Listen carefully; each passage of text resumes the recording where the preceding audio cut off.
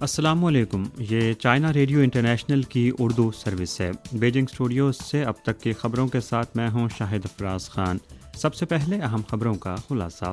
چینی رہنما شی جن پنگ کا نئے عہد میں سی پی سی کے نظریاتی اختراع پر زور۔ عوامی جمہوریہ چین کا خارجہ تعلقات سے متعلق قانون نافذ العمل۔ چین کی امریکہ کی جانب سے تائیوان کو $440 ملین کے اسلحے کی فروخت کی مخالفت۔ اور اب خبریں تفصیل کے ساتھ۔ 30 جون کو کمیونسٹ پارٹی آف چائنا کی مرکزی کمیٹی کے پولیٹیکل بیورو نے مارکسزم کی چینی ثقافت اور جدت کے بارے میں چھٹا اجتماعی مطالعہ کیا۔ سی پی سی کی مرکزی کمیٹی کے جنرل سیکرٹری شی جن پنگ نے اہم خطاب کرتے ہوئے نشاندہی کی کہ سی پی سی کی عمدہ کارکردگی اور چینی خصوصیات کے حامل سوشلزم کی برتری بنیادی طور پر چینی ثقافت اور جدت پر مبنی مارکسزم کی برتری ہے جو تاریخ سے ثابت شدہ ہے۔ شی جن پنگ نے اس بات پر زور دیا کہ ہمیں چین کی شاندار روایتی ثقافت کی جڑ کو ترک نہیں کرنا چاہیے جو کہ نظریاتی اختراع کی بنیاد اور پیشگی شرط ہے۔ ہمیں پارٹی نظریے کو اختراع اور ترقی دینے کے لیے انسانی معاشرے میں تہذیب کی تمام شاندار کامیابیوں سے استفادہ کرنا چاہیے۔ انہوں نے کہا کہ وقت کے نئے رجحانات کا فوری اور سائنسی جواب دینا ضروری ہے۔ انسانی معاشرے کو بہت سے عام مسائل کا سامنا ہے جنہیں فوری طور پر حل کرنے کی ضرورت ہے اور ہمیں جلد از جلد نظریے اور عمل کے امتزاج سے حل پیش کرنے کی ضرورت ہے۔ انہوں نے کہا کہ چین کی سماجی ترقی اور انسانی معاشرے کی ترقی کے عمومی رجحان چینی طرز کے جدتکاری کے تاریخی ارتقاء اور عملی تقاضوں کو سمجھنا اور اعلیٰ معیار کی ترقی کو مزید گہرائی سے فروغ دینا ضروری ہے۔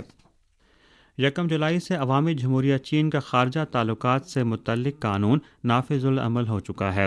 یہ قانون بنی نوع انسان کے ہم نصیب سماج کی تعمیر کو فروغ دینے میں چین کے پختہ اعتماد اور قومی اقتدار اعلیٰ، سلامتی اور ترقیاتی مفادات کے تحفظ کے ساتھ ساتھ عالمی شفافیت اور انصاف کے تحفظ کے لیے چین کے عزم اور ذمہ داری کا مظہر ہے۔ یہ قانون چین کو بہتر طور پر سمجھنے میں دنیا کی مدد کرے گا۔ ماہرین کے نزدیک یہ قانون چین کی خارجہ پالیسی کے اصولوں کی عکاسی کرتا ہے اور قانونی طور پر اس بات کو یقینی بناتا ہے کہ چین کی حکمراں جماعت خارجہ امور کی رہنمائی کرتی ہے۔ اس قانون کے نفاذ کا بنیادی مقصد غیر ملکی تبادلے کے حوالے سے چین کے موقف کی وضاحت کرنا، چین کے خارجہ تعلقات کے متعلقہ نظام کو بہتر بنانا، دنیا کے سامنے امن، ترقی، تعاون اور قانون کی حکمرانی میں سود مند نتائج سے متعلق چین کی پاسداری کو ظاہر کرنا، چین کے خارجہ تعلقات کی ترقی اور عالمی تعاون کے فروغ کے لیے بہتر قانونی بنیاد فراہم کرنا ہے۔ علاوہ ازیں یہ قانون بیرونی دنیا کے لیے چین کے کھلے پن کا ایک واضح پیغام ہے۔ بیلٹ اینڈ روڈ کی اعلیٰ معیار کی ترقی کو فروغ دینا، کثیر الجہتی تجارتی نظام کا تحفظ، یک طرفہ اور تحفظ پسندی کی مخالفت اور ایک کھلی عالمی معیشت کی تعمیر کو فروغ دینا، یہ سب ظاہر کرتے ہیں کہ چین کا مسلسل کھلے پن کو وسعت دینے کا عزم پختہ ہے۔ قانون میں واضح طور پر کہا گیا ہے کہ عوامی جمہوریہ چین کو عالمی قوانین اور عالمی تعلقات کو چلانے والے بنیادی اصولوں کی خلاف ورزی کرنے اور عوامی جمہوریہ چین کے اقتدار اعلیٰ، سلامتی اور ترقیاتی مفادات کو خطرے میں ڈالنے والے اقدامات کے خلاف متعلقہ جوابی اقدامات کا حق حاصل ہے۔ تجزیہ کاروں کا خیال ہے کہ یہ قانون عالمی شفافیت اور انصاف کے بہتر تحفظ کے لیے سازگار ہے۔ چین کے ریاستی کونسل کے امور تائیوان دفتر کی ترجمان جو فنگلیان نے 30 تاریخ کو ایک پریس کانفرنس میں امریکہ کی جانب سے تائیوان کو $440 ملین کے اسلحے کی فروخت کے حوالے سے کہا کہ چین کا موقف واضح اور مستقل ہے کہ وہ امریکہ اور چین کے تائیوان علاقے کے درمیان کسی بھی قسم کے سرکاری تبادلے اور فوجی تعلقات کی مخالفت کرتا ہے اور تائیوان کو امریکی اسلحے کی فروخت کی سختی سے مخالفت کرتا ہے۔ ہم امریکہ پر زور دیتے ہیں کہ وہ ایک چین کے اصول اور چین امریکہ 3 مشترکہ اعلامیوں کی پاسداری کرے، تائیوان کو اسلحے کی فروخت اور امریکہ اور تائیوان کے فوجی تعلقات کی ہر نوعیت کو روکے اور غلط اور خطرناک راستے پر آگے نہ بڑھے۔ حقائق نے بارہا ثابت کیا ہے کہ تائیوان کی علیحدگی کا کوئی مستقبل نہیں ہے اور علیحدگی کے حصول کے لیے امریکہ پر انحصار کرنا ایک ڈیڈ اینڈ ہے۔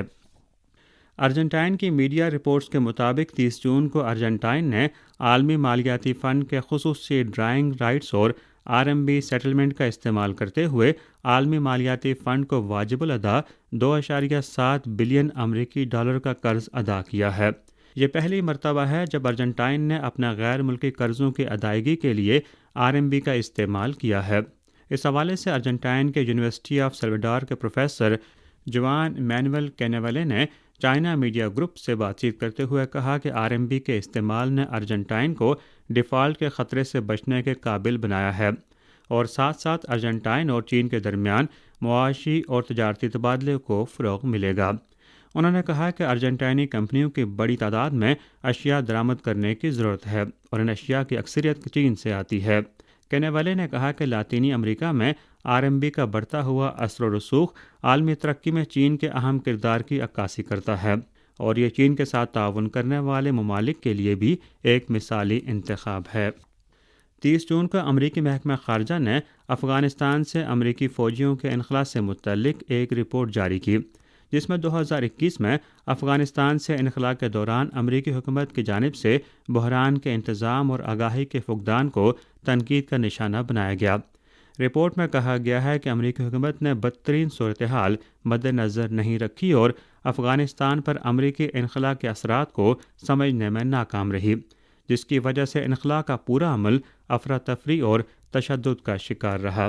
یاد رہے کہ 30 اگست 2021 کو افغانستان میں 20 سالہ جنگ امریکی فوجیوں کے عجلت میں انخلاء کے ساتھ اس وقت ختم ہوئی جب آخری امریکی فوجی ٹرانسپورٹ طیارے نے کابل بین الاقوامی ہوائی اڈے سے اڑان بھری تھی۔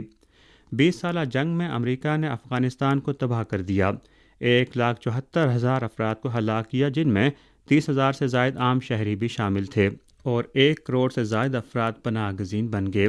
افغانستان سے اپنی افواج کے انخلاء کے بعد امریکہ نے افغانستان پر نہ صرف معاشی پابندیاں عائد کی بلکہ افغانستان کے مرکزی بینک کے اربوں ڈالر کے زر مبادلہ کے ذخائر بھی منجمد کیے۔ روس یوکرین تنازع کے شروعات کے بعد سے امریکہ اور دیگر مغربی ممالک سے بڑی تعداد میں ہتھیار اور ساز و سامان میدان جنگ میں استعمال ہو رہے ہیں۔ ان کی اقسام اور مقدار بھی بڑھ رہی ہے، ہلاکت خیزی بڑھ رہی ہے اور پھیلاؤ کے وسیع اثرات کا خطرہ دن بدن بڑھ رہا ہے۔ 29 تاریخ کو اقوام متحدہ کی سلامتی کونسل میں مغربی نمائندوں نے بدستور یوکرین کو اسلحے کی مدد فراہم کرنے پر اصرار کیا، جس کی روسی مستقل مندوب اور متعدد صحافیوں نے سختی سے مخالفت کی۔ اقوام متحدہ میں روس کے مستقل مندوب ویسلے نیبنزے نے اجلاس میں واضح کیا کہ امریکہ اور مغربی ممالک نے خود کو حقیقت سے مکمل طور پر الگ کر لیا ہے اور جان بوجھ کر جوہری طاقتوں کے درمیان براہ راست تنازعات کو ہوا دے رہے ہیں۔ ان کے لیے یہ زیادہ ضروری ہے کہ خریدار ہتھیاروں پر پیسہ خرچ کریں اور اپنے ملٹری انڈسٹریل کمپلیکس کو امیر بنائیں۔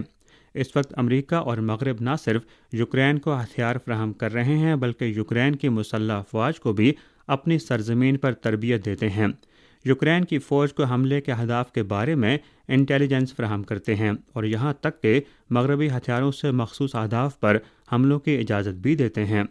امریکہ اور مغرب کے اس غیر ذمہ دارانہ رویے کے تناظر میں امریکی آزاد نیوز ویب سائٹ گرے زون کے ایڈیٹر ان چیف نے کہا کہ امریکی حکومت یوکرین کو فراہم کیے جانے والے ہتھیاروں کے ٹھکانے کا سراغ نہیں لگا سکتی اور بلیک مارکیٹ میں جانے کا خطرہ بہت زیادہ ہے۔ 27 جون کو نیکاراگوا کے وزیر خارجہ مونکاڈا نے نیکاراگوا کے صدر ڈینیل اورٹیگا کا دستخط شدہ ایک خط اقوام متحدہ کے سیکرٹری جنرل اینٹونیو گوتریس کے حوالے کیا۔ اس خط میں نیکاراگوا نے مطالبہ کیا ہے کہ امریکہ 20ویں صدی کے 80 کی دہائی میں نیکاراگوا میں سول خانہ جنگی کے لیے فراہم کردہ فنڈنگ سے ہونے والے نقصانات کی تلافی کے لیے $12 ارب سے زائد کا تاریخی قرض ادا کرے۔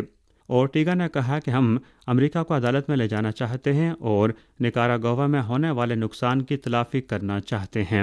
انہوں نے واضح طور پر کہا کہ وہ جانتے ہیں کہ یہ راستہ بہت مشکل ہے، لیکن قانونی ذرائع اختیار کرنا ان کے لیے اپنے مفادات کے تحفظ اور امریکی طرز کی بالادستی کی مخالفت کا ایک مؤثر طریقہ ہے۔ اطلاعات کے مطابق اورٹیگا نے اینٹونیو گوتریس سے کہا کہ وہ نیکاراگوا کے موقف کا اظہار کرتے ہوئے اقوام متحدہ کے تمام رکن ممالک کو باضابطہ دستاویز کے طور پر خط ارسال کریں۔ اسی کے ساتھ خبریں ختم ہوئیں۔